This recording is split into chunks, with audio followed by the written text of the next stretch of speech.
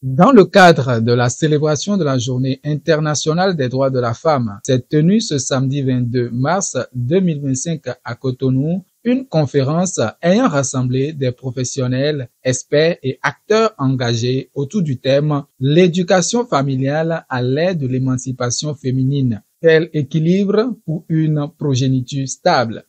L'objectif de cette rencontre organisée par le cabinet social Clemi Center était de mettre en lumière les défis actuels que soulève l'émancipation féminine dans la dynamique familiale, tout en proposant des solutions concrètes pour concilier ambition personnelle et professionnelle avec les responsabilités parentales. Clemi Center, c'est un cabinet social qui s'évertue à favoriser une éducation familiale de qualité à travers des séances de sensibilisation et de formation, des accompagnements personnalisés, à travers des missions de médiation scolaire et familiale et aussi la recherche. Cette conférence a pour but de susciter les réflexions sur ce que devient l'éducation familiale de nos jours, ce que nous faisons de l'éducation que nous devons donner à nos enfants au moment où les femmes sont émancipées, puisque autrefois nous ne sommes pas sans savoir que la femme était le nyon aussi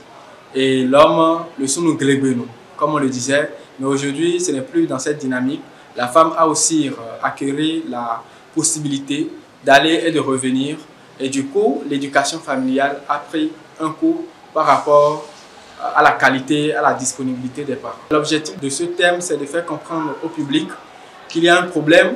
Et ce problème-là, c'est le problème de la disponibilité des parents pour l'éducation des enfants. Et il faille qu'on revoie les dynamiques familiales, qu'on redéfinisse le paradigme social afin que vraiment l'éducation des enfants ne soit pas bafouée.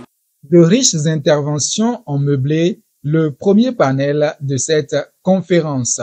Quand la femme sort pour aller travailler, quand on parle de l'autonomisation de la femme, quand elle a de revenus, une femme consciente ne manque pas de dépenser dans le foyer. Si c'est l'homme qui revient premièrement du boulot, il ne doit pas croiser les bras. Puisque c'est ce que nous faisons devant nos enfants, c'est ça qu'ils font après.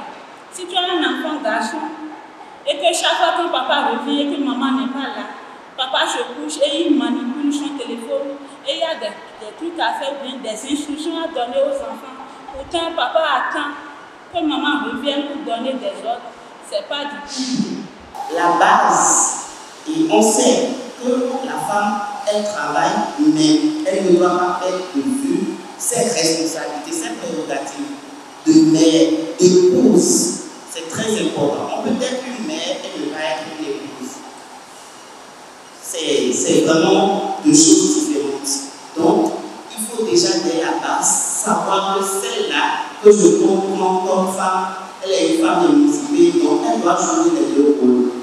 Et le travail, et la famille, éduquer les enfants, s'occuper de son grand-mari, et s'occuper déjà de ses enfants, et partager les responsabilités. L'homme qui est son occupé, comme on le dit, aussi devenir son occupé. Dans le sens où l'homme doit pouvoir aussi participer à la répartition des charges, à la répartition des tâches dans le foyer.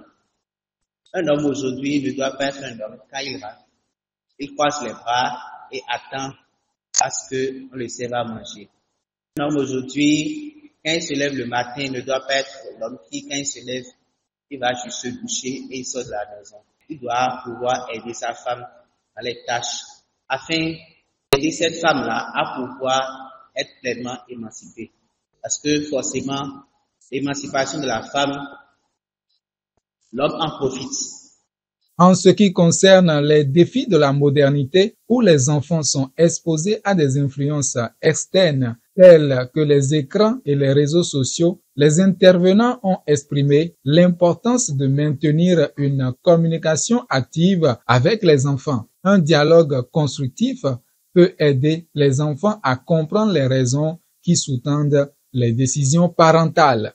Les enfants n'ont pas encore la capacité de traiter les informations auxquelles ils font face. Donc, à partir de ce moment, ça pose un problème. ça pose un problème pour ces familles-là. Nous avons différents canaux aujourd'hui pour avoir accès à l'information et les parents ne sont plus au premier rang, au premier plan pour apporter l'information à l'enfant. Et l'information aujourd'hui est multiple et multiforme.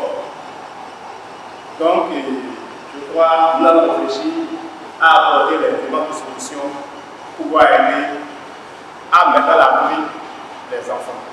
L'assistance au terme des communications s'est montrée très impactée. J'ai apprécié beaucoup l'événement, j'ai apprécié le panel, c'était vraiment enrichissant. Ça m'a permis de connaître encore plus sur ce que je connaissais déjà. Kofi Olivier Rumpé, face à la réussite de cette première édition de la conférence, exprime sa reconnaissance aux partenaires de Chlemi Center. Nous avons organisé cette activité grâce au leadership et à l'accompagnement de l'ONG SEC Amazon Action, qui n'a ménagé aucun effort pour que vraiment toutes les dispositions soient prises afin que l'événement soit un succès. Je n'oublie pas aussi du passage tous les partenaires qui nous ont accompagnés, notamment l'association des étudiants en médecine de Cotonou, l'association des étudiants en sciences pharmaceutiques du Bénin, l'association des étudiants assistants sociaux du Bénin, l'ONG Terre des enfants épanouis, l'association GER et voilà l'association des étudiants également en kinésithérapie qui vraiment conjointement ont uni leurs efforts pour que nous puissions accomplir cette conférence qui vient poser les premières pierres pour l'édifice de l'éducation familiale au Bénin.